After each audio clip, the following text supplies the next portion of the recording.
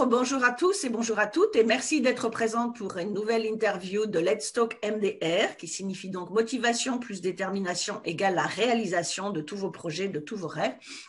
Et donc, comme d'habitude, chaque semaine, je vous amène un ou une nouvelle invitée qui vous prouve une fois de plus, parce que je sais qu'il y a toujours des gens sceptiques qui disent « Mais non, on ne peut pas tout avoir dans la vie, on est obligé de faire des choix. » Non, on peut tout avoir dans la vie, même si on a beaucoup d'obstacles. Donc aujourd'hui, j'ai le plaisir d'accueillir Afida Bennou. Bonjour Afida. Bonjour Biba. Qui aussi a un parcours très intéressant et qui va vous montrer également que même si les choses sont pas simples, on peut rebondir quand on le veut. Quand on le veut vraiment, et que même quand on rebondit, on peut des fois avoir de nouveaux obstacles, parce que la vie, c'est pas un long fleuve tranquille. On peut avoir des obstacles en permanence, des choses qui nous testent en permanence dans notre vie, mais que à chaque fois, si on l'a au fond de ses tripes, si je puis dire, si on a aussi cette envie au fond de ses tripes, mais si on a aussi un bon mindset positif, c'est-à-dire un état d'esprit XXL, et qu'on est prêt à tout, on arrive à rebondir. Donc, Afida, alors nous, on se connaît déjà depuis quelques années maintenant. Absolument. Justement, tu m'as contacté suite à un webinaire que j'avais fait un jour et par rapport à une histoire mon histoire que j'avais partagée et qui avait fait tilt avec ton histoire à toi aussi et qui nous a permis de travailler sur un projet commun il y a quelques années. Mais avant qu'on parle de tout ça, est-ce que tu peux nous dire justement, toi, qui tu es et quel était ton parcours et qu'est-ce qui a fait que peut-être à un moment donné, il y a eu ce déclic et ce mindset, tu as appris ce nouveau mindset qui t'a permis de rebondir à chaque fois parce qu'effectivement, il t'est arrivé différentes choses. Absolument, Biba. Déjà, merci à toi de me donner cette tribune et je suis ravie de partager ce moment avec toi. Alors effectivement, nous, on s'est rencontrés il y a un petit moment. J'ai d'abord présenté mon profil et après, c'est une rencontre anecdotique, mais qui aujourd'hui est une heureuse rencontre. Alors moi, j'ai 50 ans aujourd'hui, je suis lilloise. Je suis donc algérienne d'origine, née d'une fratrie de 10 enfants. Je suis la 6e, celle qui a rien fait comme les autres dans sa famille. Et en fait, j'habite à Lille. Et très jeune, j'avais cette fibre d'entrepreneur. On était dans une famille de commerçants. J'avais un grand frère qui faisait les marchés, etc. Donc, moi, j'étais collée aux garçons de la famille. Et à l'âge de 14-15 ans, je traînais le sentier à Paris pour aller acheter des vêtements et on revenait les vendre sur les marchés. Et moi-même, à 18 ans, j'avais ma petite camionnette pour aller vendre mes fringues sur le marché. Donc, merci à mon grand frère qui m'a initié cette fibre du commerce, mais pas que. C'était aussi pour moi, le marché, c'est un laboratoire sociologique. C'est un moyen de connecter avec les gens, de les rencontrer, de les observer, de les regarder, de les servir d'une certaine façon. La vente n'est qu'un prétexte au lien et à la connexion.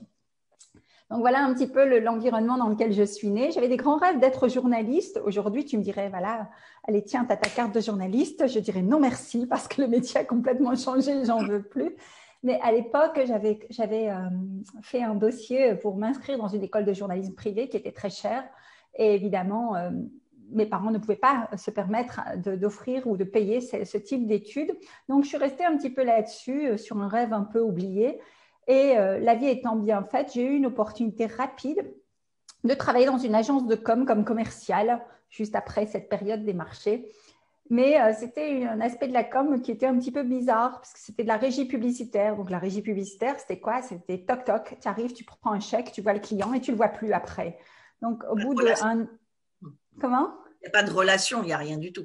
Voilà, puis pas de créativité non plus, pas d'inventivité, de jouer avec les mots, d'écrire, etc., etc. Donc, je suis un petit peu restée sur ma faim au point que très vite, il y a eu deux choses synchrones à ce moment-là de ma vie. J'avais cette découverte du monde professionnel où j'ai été 2 ans salariée de cette boîte où ça a cartonné parce que j'avais cette fibre commerciale et j'avais réussi à créer une équipe avec des nanas super. Je faisais tampon avec le patron qui était un petit peu, qui était un peu spécial, on va dire. Mais ça se passait bien. Et donc, je suis arrivée avec une idée en lui disant, écoutez, moi, je veux créer une agence de com parce qu'on avait un sponsor de la course croisière de l'évêque qui venait avec un budget, qui me l'avait confié. Il y avait le directeur artistique d'un côté, il y avait moi qui avais toutes mes idées. Je m'étais acheté le Mercator, le Publicitor et j'étudiais ça dans ma chambre. Et je voulais vraiment faire une vraie campagne de com. Et on lui a fait sa campagne. Et suite à ça, j'ai supplié mon patron 1 fois, 2 fois, 3 fois pour lui dire créons un département com. Mais pour lui, ce n'était pas assez juteux et il m'a dit non. Il m'a dit non 1 fois, il m'a dit non 2 fois, il m'a dit non 3 fois. J'ai dit très bien, c'est pas grave, je crée ma propre boîte et je suis partie pour créer mon agence de com. À ce même moment, On est en 95.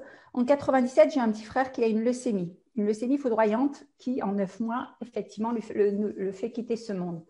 Donc, je me mets en quête d'informations parce qu'à l'époque, on parle du cancer. Quand on parlait du cancer, on changeait de trottoir, quoi. Comme un peu comme le sida, etc. Toutes les grandes pandémies, comme aujourd'hui le Covid, qui fait peur, quoi. Et bref, donc j'ai eu la chance à ce moment-là, dans cette histoire de vie triste, de famille, de rencontrer des gens qui m'ont aidé à m'informer là-dessus, à aller chercher les informations, etc. Et pas plus tard, grâce à ces gens que j'ai rencontrés, 6 mois après le décès de mon petit frère, je rencontre le professeur Pujol qui me dit Mademoiselle, vous savez, aujourd'hui, en combinant radiothérapie et chimiothérapie, on guérit 80% des cas. Mais il y a 6 mois, on ne le savait pas dans le cas de votre petit frère. Et là, je me suis dit, mais ce n'est pas possible. La médecine évolue vite. Les solutions sont là. Outre les solutions, là, on est dans de la thérapie, on va dire, technique. Il y avait toute cette thérapie aussi mentale, quand tu parles de mindset, et là, tu es bien placé pour en parler, qu'on ne connaissait pas, pareil, dont on ne parlait pas trop. Et donc, le fait d'apprendre cette nouvelle, ça a été comme un détonateur pour moi. Je me suis dit, mais je ne peux continuer dans la com que si je fais de la com utile. Et donc, j'ai décidé d'accompagner ces personnes avec des compétences que je n'avais pas, mais que je suis allée chercher. Là, pareil, j'ai fait appel à mon mindset de warrior, c'était aussi un instinct de survie par rapport à ce deuil qui était lourd. C'était un petit peu comme une revanche sur la maladie où j'ai rencontré des gens qui œuvraient à l'international et qui avaient besoin d'aller chercher du sponsoring et de faire de l'événementiel pour former les soignants à l'agressivité, à la communication non violente, parce qu'il y a beaucoup d'agressivité dans le domaine du soin, tant au niveau des patients, des familles que des soignants entre eux. Et donc là, ça faisait sens et j'ai monté un cabinet de formation et j'ai commencé à faire de l'événementiel et c'est parti d'un défi. Je dis, ok, je vais vous aider à faire ça. On m'a dit, ok, mais on n'a pas l'argent. L'argent, on va le trouver parce que ce que vous proposez pour aider les soignants, c'est vraiment top. Il y avait du contenu, il y avait de la matière. Et donc j'ai signé pour 1 an, 2 ans, 20 ans.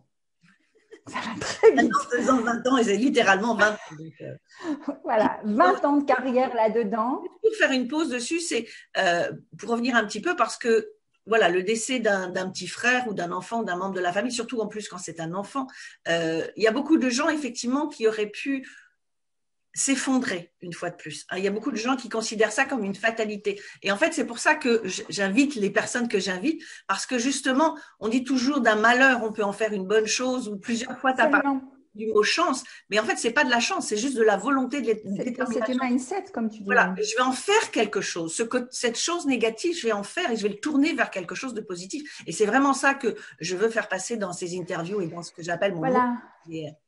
Mais oui, c'est ça. MDR, c'est ce mot détermination. Enfin, à la limite, tu ne te poses même pas la question, tu y vas. Alors, il y a quand même des facteurs, hein, attention. C'est toujours observer son environnement. Moi, ce qui s'est passé clairement dans ma tête, à l'époque, j'avais 25, donc entre 25 et le deuil a duré pour moi 8 ans, parce que je vous expliquais aussi comment j'ai réussi à faire mon propre deuil. Mais dans les premières années, j'étais bloquée sur la douleur d'une mère est plus importante que la douleur d'une fille. Donc là encore, tu vois, quand on n'est pas juste focalisé sur son petit nombril, là, oui, moi, j'ai perdu mon petit frère, je vais mal, nanana, mais que la cause, elle est vers quelqu'un d'autre. Là, je prends la mère parce qu'on est dans un cercle intime, mais ça peut être nos clients, qu'on est tourné vraiment comment aider nos clients. À ce moment-là, nous, on passe peut-être en second, certes, mais on a le mindset et cette détermination pour avancer. Et donc, il y a eu cette étape-là où je me disais, la douleur d'une mère est plus importante que la douleur d'une fille. C'était une forme de déni aussi, avouons-le. Et j'en ai fait ma thérapie en écrivant un livre. J'ai écrit La mort au forceps à l'époque, qui m'a permis de, moi, poser ma douleur de sœur et de faire ce deuil. Voilà, donc effectivement, et ça, merci la vie, parce que j'en ai fait un métier. Finalement, j'ai été experte en événementiel santé. J'ai porté une association qui était connue au niveau national. Je les ai portées au niveau européen. On est parti de mini-budgets à des budgets faramineux. Mais à un moment, pareil, la vie fait que j'étais plus en adéquation avec mes valeurs. C'est à ce moment-là, d'ailleurs, qu'on s'est rencontrés. Nous, on s'est rencontrés en 2016, où je te connaissais sur la toile, Biba, si je peux me permettre de parler un peu de notre rencontre. Je te connaissais sur la toile et moi, c'était juste waouh, cette franco-américaine. Je ne savais pas qui tu étais vraiment. Mais moi, je connaissais ta partie visible de l'iceberg, à savoir The Connection Queen, Tu vois, c'était ça. Coincée, que tout le monde pense qu'elle est un peu coincée. Quand on la connaît, finalement, elle n'est pas si coincée que ça. J'ai pas dit ça. Moi, j'ai Je adoré le ce sais, temps. tout le monde le dit, donc je suis consciente. Je ne suis pas tout le monde. C'est pour ça que j'en ris, parce que ça, quand les gens me disent, ouais, mais vous êtes un peu. Ouais, non, mais attendez. Mais moi, j'ai flippé quand je t'ai contacté, c'est vrai. Donc, voilà, je voyais cette personne avec une aura quand même, un certain magnétisme. Et en fait, moi, j'étais à un moment où, pour mon client, je recherchais à les faire passer dans le digital. C'était pas mon expertise, parce que moi, j'avais plus une expertise événementielle, plus une expertise communication humaine, communication non violente, coaching, master coaching. Voilà, j'étais spécialisée sur les diagrammes, la PNL, tous ces programmes qui aident à mieux fonctionner dans les organisations. Et en fait, je cherchais quelqu'un qui allait être un relais, une aide. Et je décide de t'envoyer un message sur Messenger. Je n'avais pas vu ton webinaire, pour être exact. Tu l'avais vu, tu l'avais entendu. Non, non, pas du tout, pas du tout. Et donc, et toi, tu me réponds dans l'heure, je ne sais plus, en disant, bah ouais, faisons un Skype, let's Skype, ok. Donc, on Skype. Et là, moi, j'étais, oh, je parle avec Mila. Et là, je t'explique un peu mon truc en disant, voilà, je recherche pour mon client une ambassadrice. Et là, ce jour-là, en fait, en te sollicitant, là encore, c'est un mindset. C'est pas se poser de questions. Au pire, j'avais un nom. Et là, la vie est bien faite puisque là, tu me dis, bah, Afida, tu es en train de me faire un cadeau. Je ne sais pas si tu veux en parler. Enfin bref, c'est comme ça que ça s'est passé. Et là, moi, je ne comprenais rien. Je dis, mais attends, c'est moi qui la sollicite. Je me demande combien elle va me demander pour aider mon client, machin. Mais tant pis, je tente. Je n'avais même pas parlé du projet à mon client. Et là, toi, tu me dis oui. Et derrière, je te parle d'un projet, que j'ai un projet de faire un sommet mieux-être spécial cancer, parce qu'à cette époque-là, j'avais mes 2 parents aussi qui étaient malades du cancer et je voulais vraiment aider les patients, l'entourage et parler aussi des médecines parallèles, parce que je n'étais plus trop d'accord avec la philosophie des labos et je partais sur les médecines parallèles. Et donc, là, pareil, tu me dis double oui, je t'aide et on fait ce sommet ensemble parce que pour moi, c'est important. Je ne sais pas si tu veux le dire, pourquoi c'était important pour toi? Voilà, c'est ce que j'allais dire. On va expliquer aux gens pourquoi le cadeau. C'est que effectivement, moi, j'ai eu le cancer du sein 2 fois. Et la deuxième fois, c'était donc en 2015. Et quand je l'ai eu la deuxième fois, alors évidemment, on flippe, on machin, surtout quand c'est la deuxième fois, on se dit, bon, allez, c'est terminé. Mais une fois que j'ai les opérations et ainsi de suite est passé, je me suis dit, en fait, ce deuxième cancer, c'est un cadeau. Alors, ça fait toujours un peu tilter les gens quand je dis ça. Parce que je me suis aperçue que quand moi je suis allée, alors j'ai eu de la chance, si on peut appeler ça de la chance, mais j'ai eu de la chance, je ne suis jamais en chimiothérapie. J'ai toujours eu des l'hormono ou de la radiothérapie ou de l'hormonothérapie. Mais effectivement, je me suis aperçue que quand j'allais à mes sessions, j'aidais des femmes. Et moi, comme c'était ma deuxième fois, je les réconfortais. Et je me disais, c'est pareil, c'est toujours la maladie, c'est une question de mindset. Et c'est dans sa tête d'abord. Si on laisse la maladie rentrer dans notre tête, on est foutu. Et moi, tout le monde me disait autour de moi, mais comment tu fais? Parce qu'on a l'impression que tu n'as rien, on a l'impression que tout va bien. Et moi, je disais, parce que c'est pas compliqué, j'ai les rendez-vous. Voilà, le médecin, le chirurgien me dit, il faut être là à tel jour, telle heure. OK, d'accord, là, je suis dans la maladie. Mais dès que j'ai passé la porte de l'hôpital, dès que l'opération est terminée, c'est fini. Je me souviens. Continue ta vie et tes projets, ouais. Quand je me suis fait opérer, donc il y a une amie, puisque moi je me suis fait opérer aux États-Unis la deuxième fois, une amie m'a amenée à l'hôpital le matin. Elle m'a récupérée à 7 heures le soir. Elle voit monter dans la voiture. Alors aux États-Unis, on sort avec dans le fauteuil roulant et ainsi de suite, parce que on n'a pas le droit de sortir si on n'est pas dans le fauteuil roulant. Donc je sors du fauteuil roulant, je monte dans sa voiture, elle me regarde, elle me dit, ah, ils t'ont pas opéré? Je dis, attends, tu m'as déposé ce matin à 7 heures, donc si. Elle dit, on voit rien. Et après, il fallait que j'aille chercher des médicaments. Donc, elle me ramène chez moi. Elle dit, attends, on passe à la pharmacie. J'étais la première sortie de la voiture. Je traversais le magasin. Elle appelle son mari. Elle me dit, mais je sais pas ce qu'elle fait là. Elle court dans tout le magasin. Et donc, quand j'ai fait les rayons, effectivement, c'est là où je me suis aperçue que finalement, alors, est-ce que c'est une force de caractère que j'ai? Est-ce que c'est un mindset? Est-ce que ça, c'est un peu encore autre chose? Mais j'ai dit, il n'est pas question que je laisse la maladie m'envahir la tête. Mes clients me disaient, mais on ne voit même pas que vous avez quoi que ce soit, quoi. Vous n'êtes pas fatigué, vous n'êtes pas ceci, vous décalez pas les rendez-vous, ou vous les décalez juste, voilà, si j'avais un rendez-vous de médecin à la dernière minute, mais j'ai rien changé à ma vie parce que dans ma tête, je n'ai pas laissé la maladie. Et quand j'ai vu que je pouvais aider ces femmes, je dis, OK, qu'est-ce que je peux faire de plus? Et là, c'est quelque chose que j'avais jamais dit à personne, même à mon entourage, même à mes parents. J'ai pas dit, maintenant, je veux aider les gens qui ont le cancer. J'ai dit, qu'est-ce que je pourrais faire qui fait que, moi, mon truc, c'est le mindset et de ne pas laisser la maladie nous rentrer dans la tête. Comment je peux aider des gens? Et effectivement, un an plus tard, tu arrives et tu me proposes d'aider non seulement des gens et faire un sommet sur le cancer, mais en plus d'aider l'association des infirmières En cancérologie. en sérologie. J'ai dit, ben voilà, voilà mon cadeau. Voilà. C'est pour Ouais. ça que c'est important aussi. On n'a pas besoin de dire à tout le monde, j'ai envie de faire ci, j'ai envie de faire ça. À partir du moment où c'est vraiment au fond de nous, j'ai vraiment envie de le faire, il y a quelque chose, les étapes vont se mettre en place et ça se met en place. Et là, pour le coup, tu m'as apporté un cadeau. Wow. Et donc, c'était un cadeau, un double cadeau à double sens parce qu'effectivement, c'était inespéré. Et moi, j'ai dit, et là, on a commencé une aventure, on a commencé à se connaître et on a commencé à œuvrer ensemble et on va encore faire de belles choses ensemble, j'en suis On a fait persuadée. le sommet du Mais cancer, effectivement. voilà, et sur les mieux-être spécial cancer. Et c'est vrai que, tu vois, quand tu parles de détermination, pour moi, c'est quelque chose qui vient des tripes, quoi. C'est quelque chose sur lequel tu calcules pas. Moi, j'ai observé des professionnels qui étaient dans la relation d'aide. J'ai pu décoder leur façon d'être, leur façon de faire. Ils se posent pas la question. Ils sont dans leur mission et donc ils y vont. Moi-même, avec mes proches, j'ai toujours eu ce rôle. Alors, ça pourrait paraître comme étant le rôle de la sauveuse. Mais non, c'est parfois un choix qui n'est pas négociable, qui ne se discute pas. C'est comme toi, quand tu dis, je fais mes soins, je sors, je fais mon shopping et je rentre chez moi me reposer. Voilà, that's it. C'est quelque part, ça vient de l'intérieur de toi. C'est comme un pilotage automatique, mais choisi consciemment. C'est bizarre ce que je te dis. Ah, C'est comme ça que je le ressens et c'est comme ça que moi je le vis et je l'ai vécu. Et c'est pour ça qu'aujourd'hui, même aujourd'hui, j'ai perdu mes deux parents. On a perdu nos deux parents 2 années successives. Je sais que tu as perdu ton papa au même moment. Enfin, on était en lien là-dessus. Et si tu veux, il y avait quand même cette tranquillité. Bien sûr, la douleur est là. La douleur, perdre un être cher, c'est douloureux. Moi, j'ai connu beaucoup de deuil dans ma vie. Et si on veut parler de résilience et de comment on résiste à ça, c'est que j'ai appris avec ces expériences de vie que la douleur est obligatoire. J'ai jamais fui cette douleur. Par contre, j'ai toujours décidé de ne pas en souffrir. Voilà. Une fois de plus, Voilà la nuance. tu ne la laisses pas monter dans ta tête. En fait. Absolument. Ça veut dire que bien sûr, j'ai du chagrin, bien sûr, le manque est là, bien sûr, il y a la nostalgie quand tu cuisines un plat que la personne aimait, quand tu te rappelles de quelques points.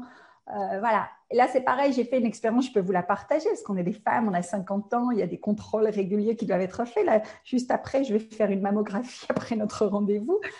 J'avais ce mindset quand j'accompagnais ma mère dans ses soins, où c'était moi le moteur, et je disais, allez hop, tu dois faire un bilan, on le fait à deux, parce qu'elle avait peur ou autre.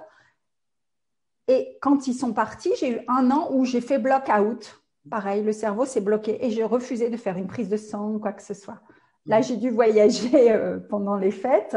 Donc, j'en ai profité pour faire un bilan, pour faire un test Covid. Donc, je me suis affranchie de ça. Je me disais, bon, Afi, stop it. Tu vois, je me suis parlé vraiment en me disant, bon, t'arrêtes de faire le déni, t'arrêtes de, voilà.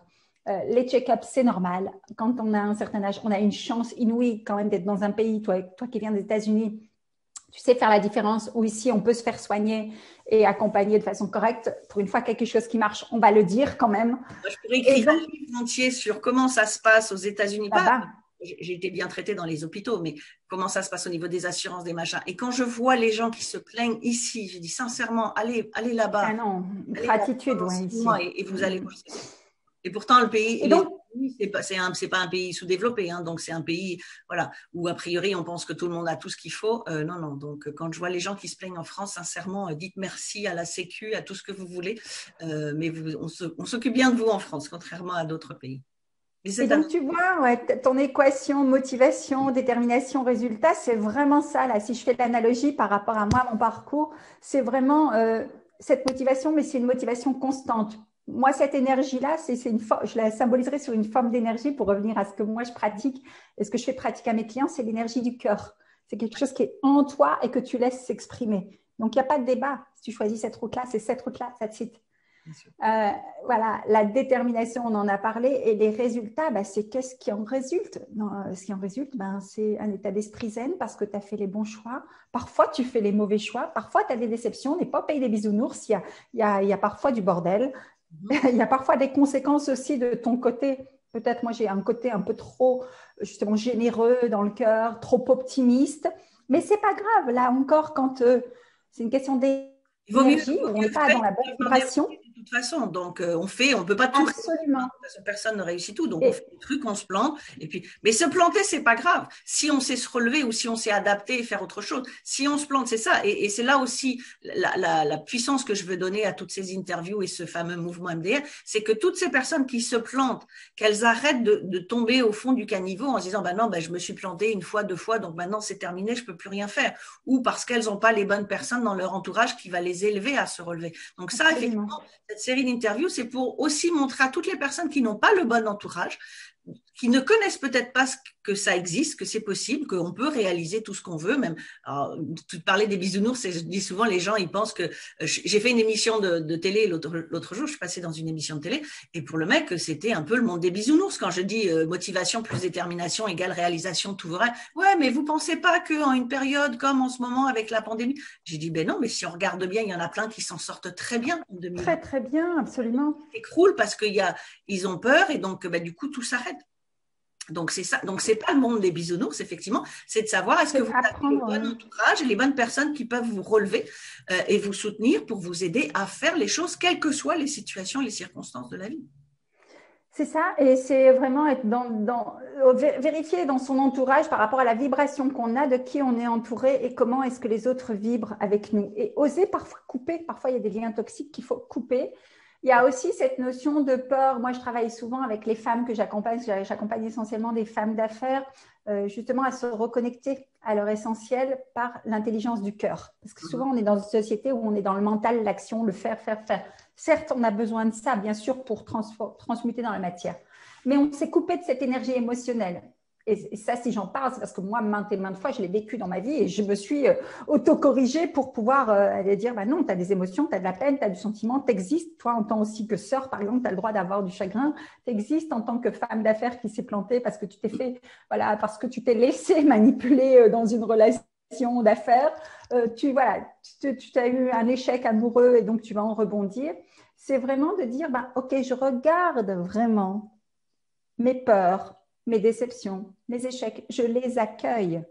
Ça, c'est une règle numéro 1.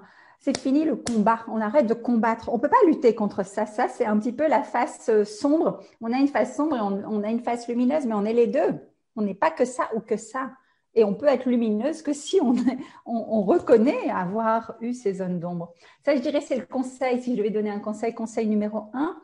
Et conseil numéro 2, c'est effectivement, tu parlais de l'entourage. Pour moi, c'est très, très important. C'est de qui je m'entoure. Est-ce que si pour moi, vibrer, c'est être dans la croissance, c'est échanger sur des livres, faire des interviews, partager. S'il y a un seul message que j'entends, moi, je me nourris aussi de certains podcasts que j'écoute. J'espère que notre échange, si quelqu'un écoute et entend juste une phrase, il dit « Ah ouais, ça me parle, ce qu'elle dit Biba ou ce qu'elle dit Afida », eh ben, on aura fait notre part. Et donc, vérifier de qui on s'entoure, quelles petites actions on va faire chaque jour, ou aussi quelles petites actions on peut faire, des fois de checker son téléphone et de dire, tiens, dans ma liste, bah, tiens, là, pas de nouvelles, je vais enlever cette personne parce que de toute façon, c'est OK. C'est travailler le détachement et l'attachement, et surtout par rapport à ce cercle, moi j'appelle ça le cercle des ones, parce que j'ai une communauté de ones, de femmes qui osent nourrir leur exception par l'intelligence du cœur, c'est oser se dire, voilà, ces personnes, j'ose demander de l'aide. Un petit peu, je reviens à notre histoire pour boucler la boucle. Vous n'imaginez pas quand vous demandez de l'aide à quelqu'un, le cadeau que vous pouvez faire à la personne. Nous, on est la preuve concrète, quoi. Je ne sais pas si ça te parle. Tu parlais d'oser pour tes femmes mais oser. Ouais. Comme tu as dit tout à l'heure, tu m'as contacté, tu ne me connaissais pas, tu dis au pire, j'aurais un. Voilà. Au pire, j'aurais un nom, mais j'étais hyper intimidée. Je dis, oh là là, c'est une américaine, qu'est-ce qu'elle va me dire? Alors, je ne suis pas américaine, j'aimerais. Mais... Non, mais oui. Moi, dans ma tête, c'était, tu vois, tu étais à New York, c'était, voilà. Et c'est ça qui est important. Et c'est ça aussi, je dis souvent, même par rapport à des interviews, des sommets, j'ai plein de gens qui me disaient, ouais, mais j'aimerais contacter telle personne, mais je n'ose pas parce que moi, je suis cuit à côté de cette personne. Mais peu importe, on est juste des individus. Absolument. Peu importe le niveau quel est la personne. Et ça, je crois que j'ai la chance quelque part, même si la chance n'existe pas, la preuve, je l'ai dit dans mon livre. D'ailleurs, si vous n'avez pas encore acheté le livre, la formule MDR, la formule gagnante pour réussir sa vie, la chance n'existe pas. Il faut le lire, ouais, ce livre. Il faut le lire, vous aurez le lien près de la vidéo. Mais c'est ça, c'est une force que j'ai appris aux États-Unis, c'est Alors, tout n'est pas parfait aux États-Unis, surtout en ce moment, mais par contre, la mentalité est différente, la mentalité de la majorité. Et moi, je me souviens quand je suis arrivée à New York et que je faisais mes petits séminaires et ainsi de suite, j'avais pas d'argent, donc je pouvais pas louer des salles, donc on prêtait des salles, et je faisais venir déjà des experts, des gens qui étaient, enfin pas des célébrités, mais des gens connus dans leur domaine. Alors, je leur disais, alors je parlais à peine anglais, je leur disais, je fais un événement, il y aura peut-être que 15 personnes, je ne peux pas vous payer. En plus, je vais enregistrer l'événement. Et en plus, j'enregistrais en cassette à l'époque, hein, donc et derrière, je vais les vendre. Et donc, quelque part, les gens pourraient dire, bah, elle a du culot quand même. Mais non, d'abord, ça a été super bien accueilli par tout le monde. Tout le monde m'a dit oui. Personne ne m'a fait signer un papier pour donner l'autorisation. Tout le monde m'a dit pas de problème. Et des fois, j'étais gênée parce que j'ai dit, en fait, j'ai des gens qui ont un certain calibre et il y a quoi, 15, 20 personnes. Donc, je dis, c'est dommage qu'il n'y ait que 15, 20 personnes. Mais j'étais pas encore assez connue à l'époque pour avoir du monde dans les trucs. Et j'avais ces gens-là qui, à la fin, qui me disaient, hey, c'était génial, on recommence quand? Quand est-ce que vous me réinvitez? Waouh, mais voilà. Donc, j'ai appris ça aussi et je me suis toujours dit, mais voilà, ces gens-là, eux aussi, pour le coup, ils me font un cadeau. Et donc, aujourd'hui, je serai qui pour dire non aux gens? Alors, effectivement, il m'arrive parfois de dire non, mais parce que c'est pas le bon moment. Parce que c'est pas dans tes valeurs, oui, ça là, peut aussi. Là, il y a ceci, là, je suis dans un projet, donc revenez plus tard. Mais c'est important de toujours savoir d'où on est parti, où on est, et d'accepter les autres. Donc, c'est pour ça que je dis toujours aux gens, mais même si c'est des gens qui sont super connus, moi, j'ai fait quand j'ai sorti mon livre en 2015 sur le networking aux États-Unis, je voulais faire un bonus. Donc, le bonus, je me suis dit, tiens, je vais faire un audio, parce qu'on n'était pas encore il n'y avait pas encore tous ces podcasts. Je vais faire juste un bonus. Et je veux que l'audio. Alors, on le faisait sur Skype, je faisais les interviews sur Skype, mais je voulais que l'audio. Et alors, dans ma liste, il y avait Oprah Winfrey, bien sûr, parce qu'on la met tous sur sa liste. Bon, elle n'a pas répondu, et ça, je me doutais. Mais bon, si un jour on a du temps, je raconterai une autre histoire par rapport à Oprah Winfrey. J'ai envoyé un email à Ivan Misner, qui est quand même le PDG de BNI. Ouais. Au niveau networking, c'est quand même une référence. J'ai contacté Bob Burke et j'ai contacté d'autres personnes. Dans la demi-heure, de la même façon que tu dis, Biba m'a répondu. Dans la demi-heure, Ivan Misner me répondait personnellement. Alors, j'expliquais que je suis française, j'ai écrit un livre sur le networking, que j'ai déjà lu ses livres, que comment ça m'a aidé, et ainsi de suite. Il me dit, OK, pas de problème, avec plaisir. Donc, voilà, ma secrétaire est en lien, bien évidemment, pour prendre le rendez-vous. Et le jour où on a fait l'interview, il était désolé parce que sa caméra ne fonctionnait pas. Et j'arrêtais pas de lui dire, mais c'est pas grave, parce que de toute façon, je veux que l'audio. Il dit, oui, mais ça aurait été plus sympa si on avait pu se voir pour faire l'interview. Je suis désolée. Et pendant 10 minutes, il m'a dit, je suis désolée, je suis désolée. Donc, Ivan Misner, il est quand même là. Biba Pedron, elle est là, hein, quand même. Faut voir les réalités. Et même chose avec Bob Burke. Non. Je ne sais plus son nom. Je l'ai dit tout à l'heure et puis là, c'est parti. Je crois que c'est Bob Burke. Et qui effectivement a écrit plein de livres sur le networking, qui habite Palm Beach. Moi, j'habite Miami, donc j'étais pas loin. Même chose, le lendemain, qui me répond, OK, super, pas de problème. Voilà, mon assistante va vous donner un rendez-vous. Donc, c'est des gens qui sont, voilà, qui font pas partie de ma sphère, qui font pas. Mais si on a le bon mindset, je contacte ces gens-là. S'ils me disent non, c'est pas grave. J'en ai d'autres sur ma liste et je vais en contacter d'autres. Et si j'en ai 10 qui disent non, bah, c'est pas grave. Je vais continuer. Je vais reprendre 10 personnes supplémentaires et je vais continuer. Exact. Donc, c'est ça qui est important. C'est aussi le mindset, c'est d'oser. Alors, je regarde le temps. Par rapport à Oprah, parce qu'il y a plein de gens qui, juste pour la mentionner, puisqu'on est dedans, une Américaine, alors je ne me souviens pas de son nom parce que je ne la connais pas personnellement, mais j'ai vu l'histoire sur Internet, où effectivement, elle faisait une conférence pour femmes tous les ans. Et elle invitait Oprah tous les ans, pas de nouvelles d'Oprah, pas de nouvelles d'Oprah. Et au bout de 7 ans, donc comme quoi, il ne faut jamais abandonner. Lâcher, jamais. Au bout de 7 ans, Oprah, finalement, lui a fait la surprise de venir à son Donc là, tout le monde, c'est Oprah.